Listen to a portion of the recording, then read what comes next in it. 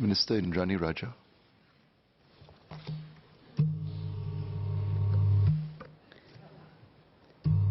Mr. Chairman, several members have raised issues on inequality and social mobility. As these cuts span the work of several ministries, they will be addressed in a collective response by myself, MOS Zaki Mohammed, SPS Sun Chwei Ling, and Minister Desmond Lee.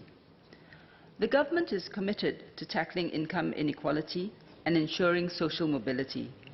We will do so by building a society of opportunities for all. We will ensure that education continues to be a key lifelong enabler for all to progress, irrespective of starting point or background.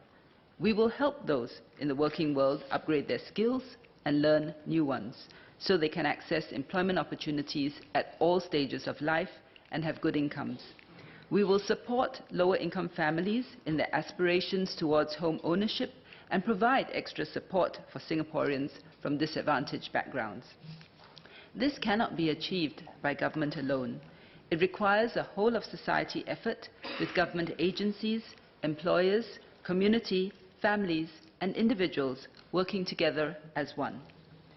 In education, as you've heard, we've built a system where opportunities are available to all.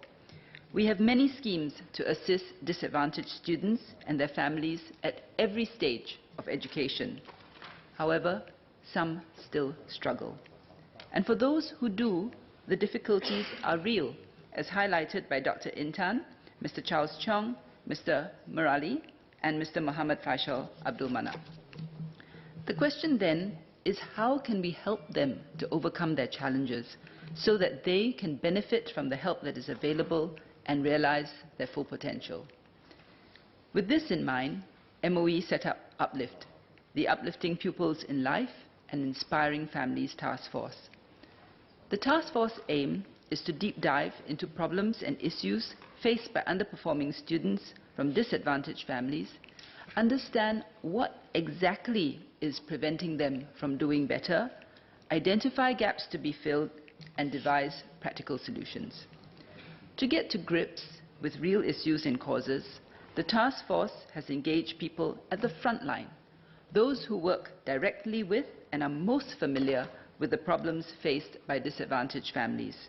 To date, we've engaged over 200 contributors, including school leaders and staff, students, parents, social workers, self-help groups, community partners, and volunteers. Their insights have been extremely valuable in crystallizing the issues and shaping our recommendations. We have identified 4 key issues that need to be addressed. First, long-term absenteeism, as mentioned by Ms. Cheng Li Hui and Mr. Leon Pereira. In 2017, about 1.1 per thousand students in primary schools and 7.5 per thousand students in secondary schools were absent for 60 days or more without valid reason. The overall proportion of each primary 1 cohort who did not complete secondary education has remained low, at less than 1% in the last 5 years. However, the numbers, while small, represent a discernible group that needs help. The reasons for absenteeism are varied, but most often it's tied up with complex family issues. There are existing efforts to address this issue. For the preschool sector, ECDA engages some of these families through the Kids-Start pilot and preschool outreach program, where the professionals conduct home visits and work with families, including to improve preschool attendance for the children. In our schools, we monitor students' attendance closely and actively engage parents when students are absent without reason. Student welfare officers, or SWOs, and school counselors are trained to identify early warning signs and reach out to students who show signs of disengagement from school to provide timely interventions and support. However, as the root causes often lie in the family situation, we will have to direct more efforts in that area. Second, the lack of a structured and supervised environment outside of school. Typically, when a child comes home after school, there is a proper routine: lunch, some rest, a quiet environment, and a time set aside for homework and thereafter play. However, many disadvantaged children do not have such an environment at home. Third, children who underperform due to lack of self-confidence, motivation, and resilience. These students feel disconnected and isolated from their peers. Their perceptions of what they can achieve is constrained by difficult circumstances, and they struggle with self-esteem or other underlying emotional issues that hinder them from doing well. In the Uplift engagements, my team met Santhya, a student from ITE College Central. Santhya was disengaged when she first started ITE. She became depressed, she lacked self-confidence, and she began having an anxiety disorder. So her teachers engaged her, encouraged her, and built up her self-confidence. With family support, she sought professional help. Fortunately, she had the motivation and resilience to overcome her depression and anxiety disorder. She did well in her NITEC course and is now pursuing a higher NITEC in engineering with business. She's also part of the student council in IT College Central. The question is, how can we help others like her find the resilience and motivation to overcome their challenges? Fourth, parental support. Many parents in the target profile struggle to balance work and caring for their children. They love their children, but they feel inadequate in their parenting skills, and they do not know how to establish control or strike the necessary balance. They typically also face multiple issues: financial difficulties, split families, unstable housing arrangements, and in some cases, domestic violence or a lack of caregiving for younger and elderly family members, resulting in the older children becoming substitute caregivers and hence unable to focus on their education. To address these four key issues, Uplift has identified the following 6 strategic areas of focus. First, strengthen after-school care and support for students. Next, build the students' mental and emotional resilience. Third, strengthen parental engagement and support. Fourth, implement practical solutions to absenteeism. Fifth, enhance collaboration between schools and the community. And sixth, strengthen coordination across all these initiatives. As there are many different aspects to Uplift, some initiatives can be done earlier, whilst others will take more time to develop. We will progressively announce the various initiatives as and when they are ready. One has already been launched. That was the Uplift Scholarship announced by Minister Ong in December 2018. Today, I'd like to announce 2 more initiatives. MOE will strengthen after-school care and support for disadvantaged students through our school-based student care centres, or SCCs, in primary schools and after-school programs in secondary schools. During my recent visit to the SCC in Lianhua Primary, I met Said Al-Hafiz, currently in Primary 5. He lives with his elderly grandmother, and their neighbour, Uncle Tan, accompanies him and his siblings to school every day because his grandmother is occupied looking after his younger siblings. Hafiz initially had trouble adjusting to school, and he used to misbehave. Under the care of his teachers, Uncle Tan, the neighbour, and the SCC staff, he responded positively. The SCC provided Hafiz with a structured after-school environment for him to develop good habits and daily routines. So he's now doing well, and he's happy to come to school. But his experience shows that community support, coupled with the right care environment and encouragement, can make a big difference. Given the positive outcomes of MOE's after-school care, we will adopt a 3E approach. We will expand current provisions, increase enrollment, and enhance programs to strengthen motivational support, resilience, and holistic development. Expansion. There are currently 170 SCCs in primary schools. Enrollment in school-based SCCs has increased from 3,000 in 2012 to about 25,000 this year. MOE is on track to having a SCC in all 184 primary schools by next year. Enrollment. With increased SCC capacity, we can take in more children. Schools will therefore make a more concerted effort to reach out to parents whose children would benefit from attending SCCs, especially those with no alternative care arrangements, and facilitate their enrollment. We're studying the difficulties that disadvantaged families may face in enrolling their children into SCCs. One issue highlighted in our engagement is the affordability of student care for low-income families.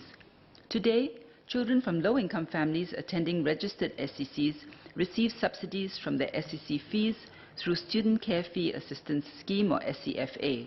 Nonetheless, some students on MOE's financial assistance scheme could still have to pay more than $100 a month. MOE and MSF will therefore be reviewing the affordability of SCCs for low-income families. Enhancement. Many primary schools work with their SCC vendors to take full advantage of the after-school hours to develop their SCC students holistically, for example, through enrichment and character-building activities. Parents and students have given positive feedback about such programs, so we will continue to build on these efforts and will introduce additional programs aimed at strengthening students' resilience and improving their socio-emotional well-being. Next, secondary schools. Ms. Chung Li Hui mentioned, as she mentioned, the transition from primary to secondary school has to be smooth, especially for disadvantaged students. Currently, primary school counselors or allied educators share transition support strategies with parents, as well as information of students with higher needs with their secondary school counterparts. The secondary schools then ensure continuity of financial support, provide academic bridging, and extend other forms of additional support to those who need it. Since 2014, secondary schools have piloted after-school programs for students who need more support and supervision. The schools provide a room for the students which they can use for self-study and various activities after school. The activities and programs could be run by teachers, community partners, or volunteers. Students are also mentored by teachers and external youth workers. These programs have strengthened socio-emotional support to students and improved their connectedness to their learning, peers, and school. Greendale Secondary School was among 60 secondary schools that piloted after-school programs with very encouraging results. They adopted the Scaffold Program, or TSP, in 2016 in partnership with Shine Children and Youth Services. One Greendale student who benefited from TSP was Fidai. Fidai displayed anger management issues at first and was disruptive in class. His family was also going through difficult times. His teacher recommended he join TSP. After attending TSP's programs and with guidance and counseling from his youth worker, Chiesi, Fidai learned to manage his emotions better. He developed a good relationship with Chiesi, who was also in regular contact with his family, to help create a supportive and conducive home environment. Fidai is now a positive influence in class. MOE will expand and enhance the after-school programs from the existing 60 secondary schools to 120 schools by 2020. The consolidated after-school programs will be known as Gear Up. Through Gear Up, schools will work with community partners to provide customized support and after-school engagement and strengthen our students' socio-emotional competencies and social skills. These programs will be especially helpful to students from disadvantaged families who will benefit from customized support and care. The issues faced by disadvantaged students are multifaceted, and not all the interventions or assistance can or should be school-based. Many other government agencies also provide assistance, as do community-based organizations such as the self-help groups, grassroots organizations, VWOs, and individual volunteers. Community partners play a crucial role in uplifting our students. One example is Care Corner. They offer a range of services to support children and youth from disadvantaged families, such as after-school care and support within the community, and programs to build students' motivation and resilience. Ulu Pandan STARS program is another volunteer-driven initiative which mobilizes more than 100 secondary to tertiary student volunteers to provide academic coaching and mentorship to over 70 students from disadvantaged families in Gimmo. The program engages and involves parents in the learning process and collaborates with schools to support students' learning needs. One clear theme that has emerged from all the engagement sessions is the need for better coordination to tap community efforts and resources more systematically. Ms. Tan Bee Kiao and Ms. Joy Lim of the Singapore Children's Society said that the locale-based engagement sessions gave them a clearer sense of local needs and a more complete picture of the programs by other community partners in the same neighborhood. They expressed a wish for a more coordinated approach among agencies to ensure that the children's needs are well met and there's no duplication of services. We agree.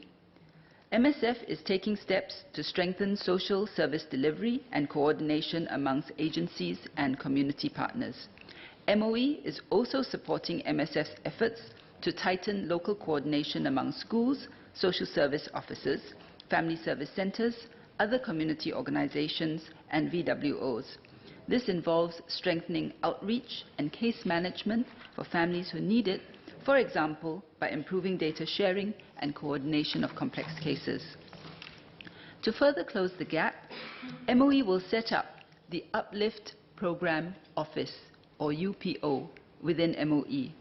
The UPO will be a dedicated team to support and strengthen the interface and partnership between school and community partners. It will help in a number of ways. First, it will work with schools to identify disadvantaged students and map out their needs, to facilitate community-based outreach to the families and matching to suitable community programs or assistance. Second, to help schools better leverage community assets and volunteer networks to support after-school activities or holiday programs for these students, UPO will match trusted partners and volunteers to schools, working with the SSOs and SG Care's community network, as well as tap on retired educators who wish to volunteer. Third, UPO will set targets, monitor feedback, and track the outcomes of the various uplift initiatives over time to establish accountability and evaluate which pilots should be scaled up. In the first instance, UPO will focus on supporting school community coordination in selected pilot sites which have higher numbers of students and families fitting the target profile. Uplift has other initiatives in the pipeline, but this will get us off to a good start. Let me end with a story about the power of strengthening resilience and motivation. Si Tian struggled with low self-esteem when he joined Assumption Pathways School. Compounded with family and financial issues, he became rebellious and disruptive. Si Tian's teachers supported him through counseling and constant encouragement. He was paired to cook with his teacher during certain culinary classes. This allowed the teacher to directly mentor and encourage him. He slowly built up his motivation and self-esteem and became more confident.